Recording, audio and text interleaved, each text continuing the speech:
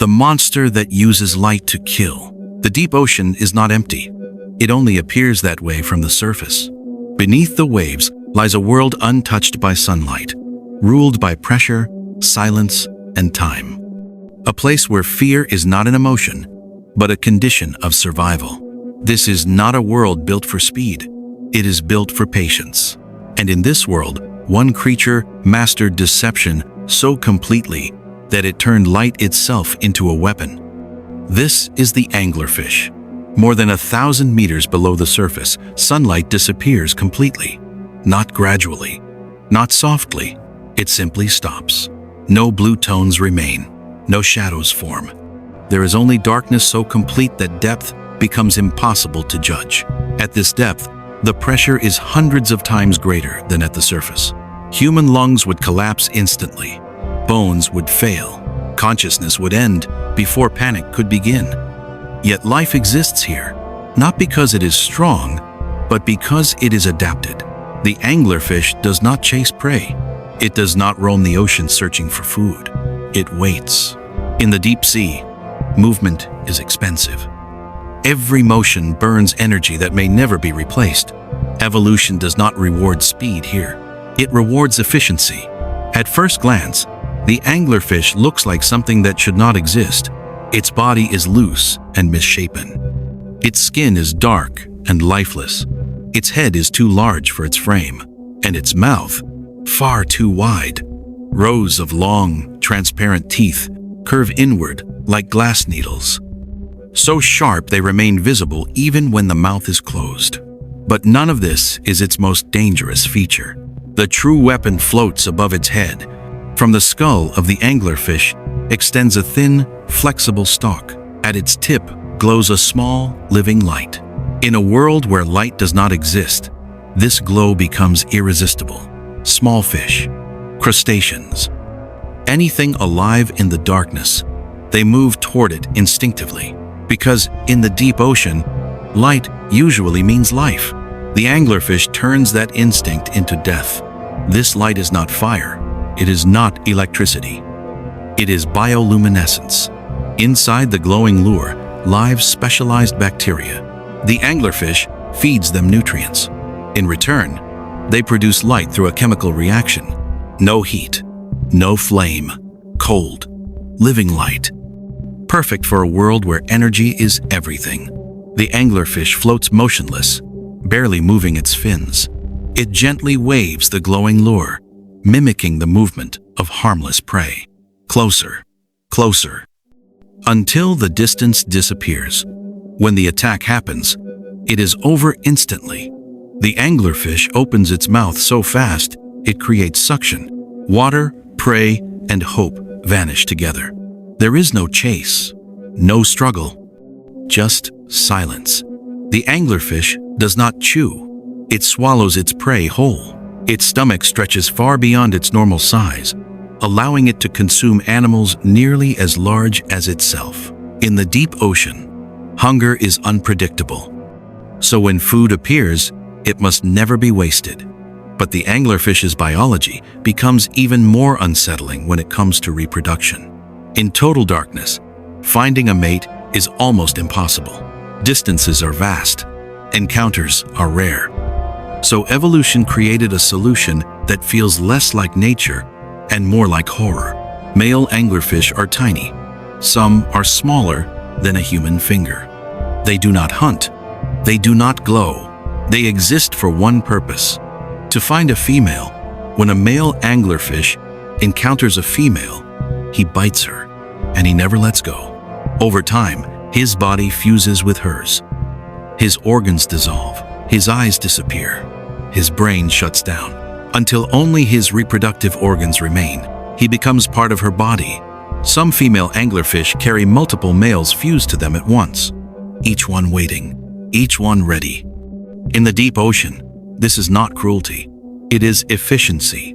There are more than 200 known species of anglerfish, each adapted to different depths and conditions, different lures, different body shapes, different hunting strategies. But all of them share one truth: they belong to the darkness. Humans rarely see anglerfish alive. Most are discovered by deep-sea cameras or accidentally pulled from the depths. When brought to the surface, the pressure change destroys their bodies. Their true form cannot exist in our world. To us, the anglerfish looks like a monster, alien, unnatural. But in the deep ocean, it is perfection. The anglerfish does not hunt with anger. It does not kill with malice. It simply follows the rules of a world without mercy, a world where light is rare and hunger is constant. To the surface world, it is a nightmare. To the deep ocean, it is balance. And as long as darkness exists beneath the waves, the anglerfish will be there, floating, waiting, turning light into death. Life where light never exists. To understand the anglerfish, you must first understand its world. Because nothing about this creature makes sense until you understand the rules of the deep ocean. This is not a place of beauty. It is a place of limits. Below 1,000 meters, sunlight is completely gone. Not dim, not filtered, gone. At this depth, there is no day and no night. Only permanent darkness. The water is cold, heavy, and crushing. Pressure builds to levels that would destroy the human body in seconds. Lungs collapse, bones fail, consciousness ends before fear can fully form. And yet, life exists here, not by accident, not by strength, but by adaptation. In this environment, vision should be useless. There is nothing to see, and yet, vision becomes everything. Because in total darkness, even the smallest trace of light becomes impossible to ignore. The anglerfish does not see the way surface animals do. Its eyes are built to detect the faintest signals imaginable, a distant glow, a single pulse of bioluminescence, the reflection of another creature moving through black water. To the human eye, this world would appear empty. To the anglerfish, it is full of information. Bioluminescence is everywhere in the deep ocean. More than 90% of deep-sea animals can produce light in some form. Some use it to communicate. Some use it to hide. Some use it to confuse predators. The anglerfish uses it to survive. The glow at the end of its lure is not magic. It is chemistry. Inside that small bulb live specialized bacteria. The fish feeds them nutrients. In return, they produce light through a chemical reaction. No heat, no fire, just cold, living light. But producing light is expensive. Every glow costs energy, and energy is the most valuable resource in the deep ocean. This is why the anglerfish almost never moves. It does not chase prey. It does not wander. It floats, suspended in darkness. Its metabolism is slow. Its heart beats gently. Its muscles remain relaxed. Every movement is calculated. Every motion reduced to the minimum required for survival. In the deep ocean, starvation is more dangerous than predators. Food is rare here. There are no plants, no reefs, no constant supply of prey. Most nourishment arrives from above. Dead organisms, falling debris, marine snow drifting slowly down from the surface. The anglerfish waits. And when food appears, it must not be wasted. This is why its mouth is so large, why its stomach can stretch far beyond its normal size. In the deep ocean, there are no second chances. The anglerfish eats whatever it can capture, sometimes prey nearly as large as itself. It does not choose. It accepts. Pressure shapes everything in this world. At these depths, pressure is hundreds of times stronger than at the surface. Any air-filled space would collapse instantly. The anglerfish does not fight pressure. It embraces it.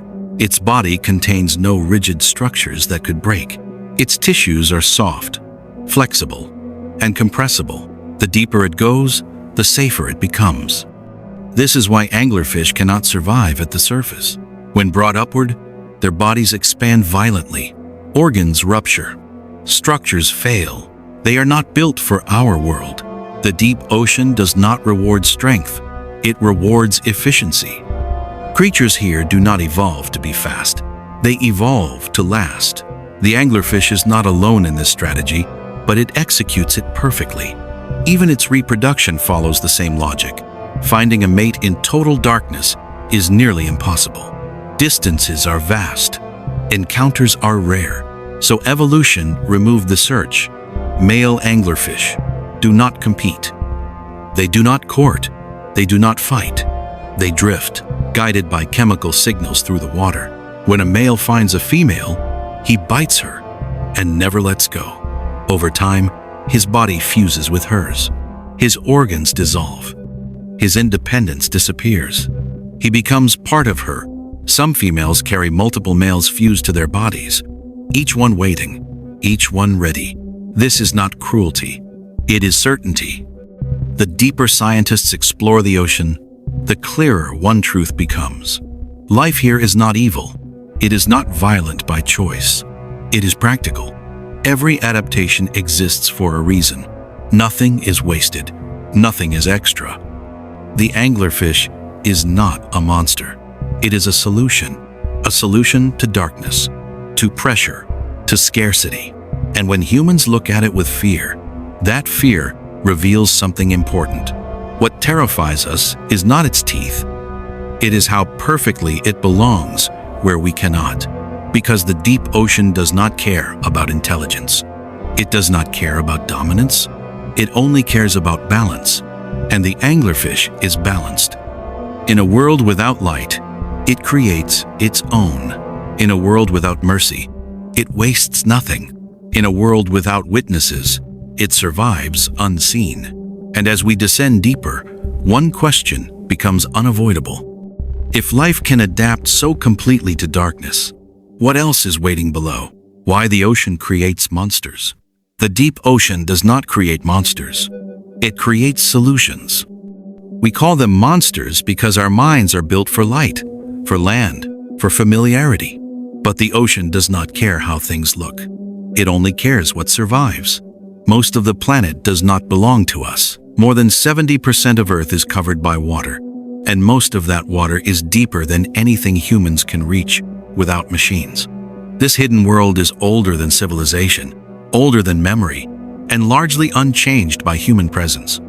The deep ocean has existed for millions of years without witnesses, and it does not need us now.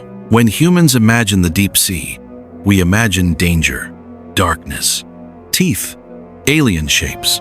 But fear is not evidence. Fear is simply the brain reacting to what it cannot control. Creatures like the anglerfish did not evolve to scare us. They evolved to survive conditions we could not last seconds in. No sunlight, crushing pressure, endless hunger. In such a world, beauty is irrelevant. Efficiency is everything. In the deep ocean, there is no reward for elegance, no advantage to symmetry, no benefit to color. There is only function. And function often looks unsettling to human eyes. The anglerfish is not aggressive.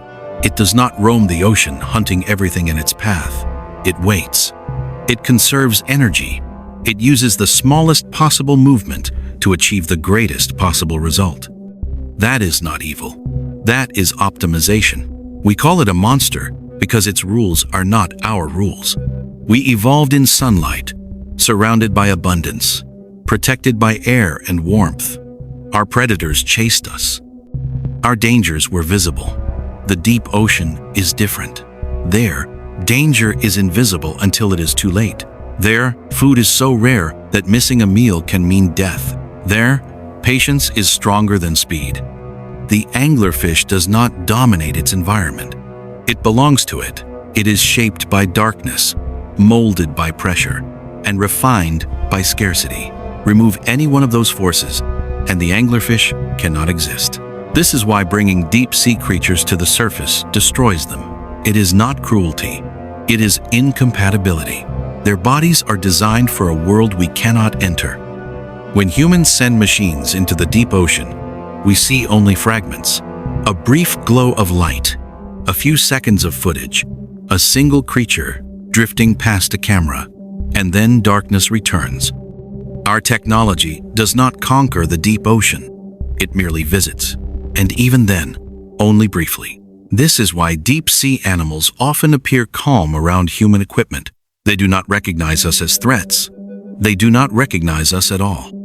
To them, we are just another temporary disturbance in a world that will outlast us. The ocean is not hostile. It is indifferent. It does not punish. It does not protect. It simply continues. When we describe deep-sea creatures as monsters, what we are really saying is that they exist beyond our comfort. They remind us that life does not revolve around us. That intelligence does not guarantee dominance. That adaptation matters more than strength. The anglerfish does not need speed. It does not need size. It does not need intelligence as we define it. It needs patience, and patience has allowed it to survive for millions of years. In that time, entire species have risen and vanished. Climates have shifted, continents have moved, and still, in the darkness, the anglerfish waits. The deep ocean is not a place of chaos. It is a system where every organism fits precisely into its role. Nothing is wasted. Nothing exists without purpose. We fear the deep sea because it strips away our illusions. Down there, human strength means nothing. Human intelligence offers no protection. Human dominance does not apply. The ocean does not recognize kings, empires, or civilizations. It recognizes only physics, only chemistry, only survival. The anglerfish is not a warning. It is a lesson, a reminder that life adapts to any condition, no matter how extreme. A reminder that our version of reality is not the only one that matters. When light disappears, life does not end. It changes. And somewhere in the darkness, far below the reach of sunlight, the anglerfish drifts. Not hunting, not threatening, not watching us, simply existing. Because the ocean does not create monsters. It creates survivors.